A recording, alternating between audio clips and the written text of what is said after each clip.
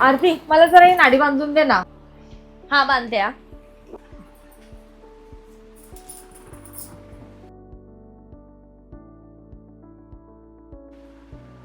ताई, तुझ्या पाठीवर हे कसले डाग आहेत?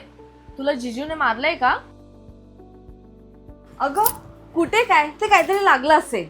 माझ्याशी तू खोटं बोलू नकोस हा. मला खरं खरं सांग, तुझा नवरा तुला त्रास देतो ना? तू गप्प बसलेस ना, त्यातच मला उत्तर मिळालं. पण तू एवढा त्रास का सहन करतेस? अगं आरती, तुला नाही कळत, संसारात असं थोडंफार होतच असतं. आणि नवरा बायकोमध्ये वाद नाही होत का? काय बोलतेस साई? संसारात हे असं असतं? नवऱ्याचा बायकोवर हात उठणं हे नॉर्मल आहे का? अगं मग काय करू मी? आई बाबांनी श्रीमंत घर बघून लग्न तर लावून दिलं, पण काय ताई, अजून वेळ गेलेली नाहीये. तुला जर तुझा नवरा त्रास देत असेल ना, तर आपण डिवोर्स घेऊ. सोडून दे त्याला. कसं सोडून देऊ मी? आई बाबांनी एवढं कर्ज काढून माझं लग्न लावून दिलंय, ते अजून फेडूनही नाही झालंय. आणि मी जर संसार मोडायचं बोलली तर त्यांना कसं वाटेल? ताई, आई बाबांनी तुझं लग्न लावून दिलंय, तुझ्या आयुष्याचा सौदा नाही केलाय.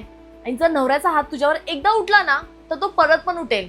अशीच जर गप्पपणे सहन करत बसलीस तर हे कधीच थांबणार नाही. पण आई बाबांना हे सर्व कसं सहन होईल? आई बाबांनी तुला जन्म दिलाय, पण तुझा जीव गमावण्यासाठी नाही. आजही अनेक स्त्रिया आहेत जे संसाराच्या नावाखाली सहन करत आहेत. कुणी आई वडिलांसाठी सहन करतायत, तर कुणी लोक काय म्हणतील म्हणून सहन करतायत. पण संसार म्हणजे फक्त नातं टिकवणं नाही, तर स्वतःचा सन्मान राखणंही तेवढंच महत्वाचं आहे. आणि मला असं वाटतं, कोणत्याही नात्यामध्ये हिंसाचार असू नये. आणि जर तो होत असेल ना, तर त्या नात्याला संपवायला कधीच उशीर करू नये.